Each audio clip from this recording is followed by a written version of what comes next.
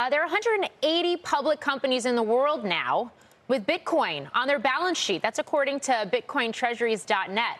Strategy is the largest, the most prominent of these so-called Bitcoin strategies. Really sort of coined the concept. The company was one of a number of industry leaders in D.C. last week as well, pushing for the strategic Bitcoin reserve bill. So joining us now is Michael Saylor, Strategy's executive chairman. Michael, it's great to speak with you. Yeah, thanks for having me, Morgan.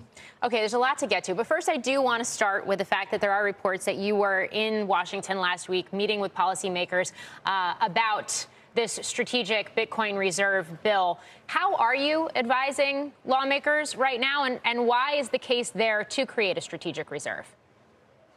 Well, I think Bitcoin's good for the nation, and the country would benefit. We did buy something like 78% of the entire United States for about $40 million over the past 100 years or so. So I think the United States ought to own a large part of cyberspace, and Bitcoin is the next frontier.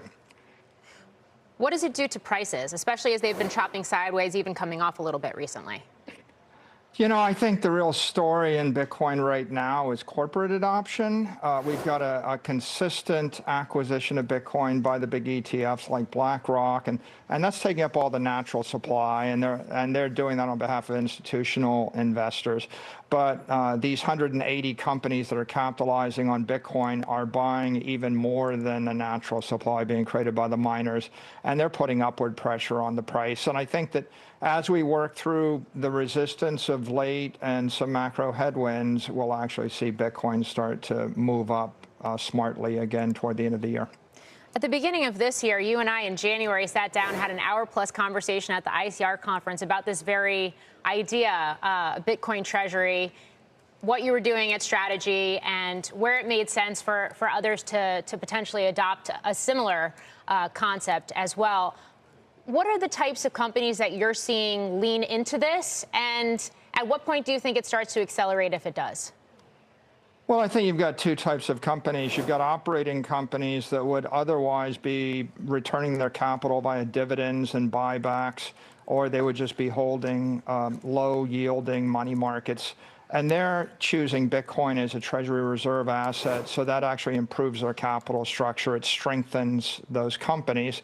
There's a lot of those. And then there's a second sort of company, the true Treasury companies. They're capitalizing on Bitcoin. Bitcoin is digital gold. The world ran on gold-backed credit for 300 years. The world's going to run on digital gold-backed credit for the next 300 years. So Treasury companies, in essence, are holding digital capital and creating digital credit instruments on top of that digital capital.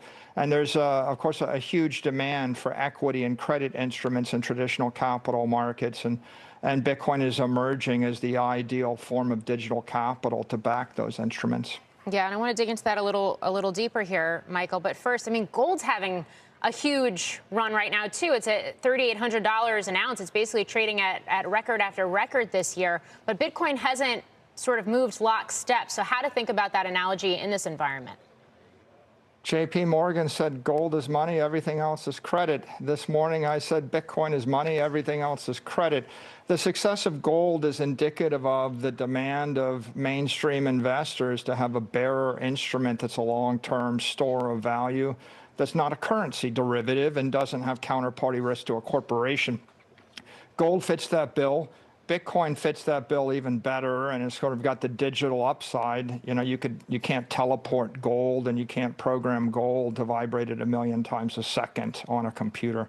So Bitcoin is the technology version of gold. It's digital gold. It's going to be, in my opinion, 10x bigger than gold, but they're the same idea.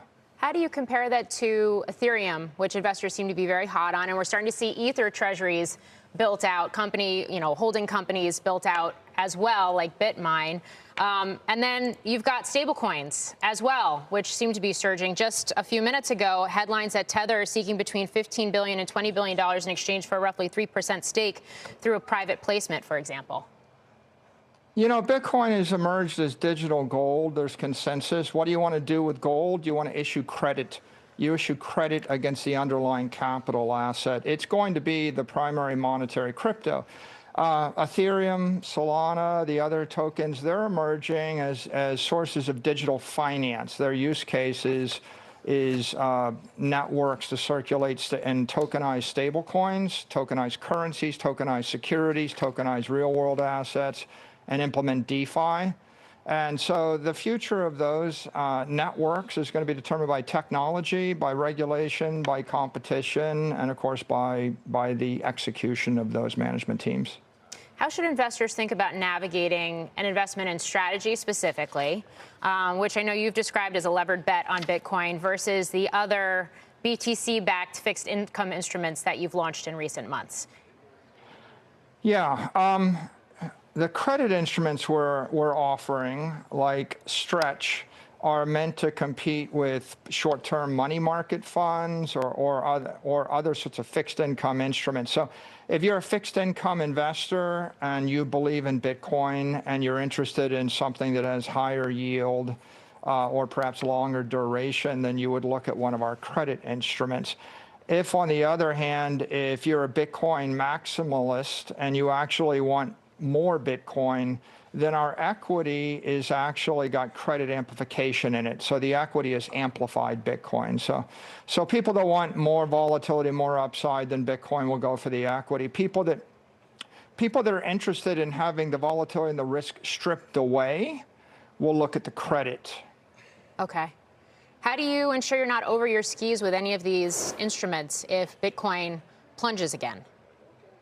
Well, we've got about 70 to $75 billion of Bitcoin.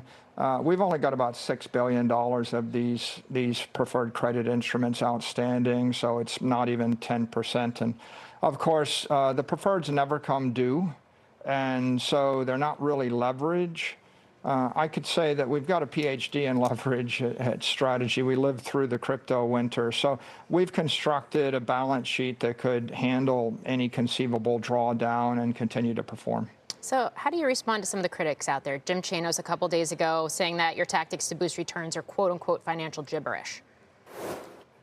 As I would say, for 300 years, the entire Western world ran on gold-backed bonds. What we're doing is distilling yield, duration, and we're offering those in digital credit instruments. We're stripping away the volatility. We're stripping away the risk. And there's a huge number of people in the world that want some sort of digital credit instrument. The ones we're offering are higher yielding. They may be more liquid. And they may be longer duration than all the comparable credit instruments out there. The only way to create them is using digital capital, and Bitcoin is digital capital. I think the short sellers don't understand the use case of digital credit built on digital capital because they've never seen it before in the history of the capital markets. Well, we appreciate you coming on to talk about it. Michael Saylor of Strategy, great to have you. Thank you.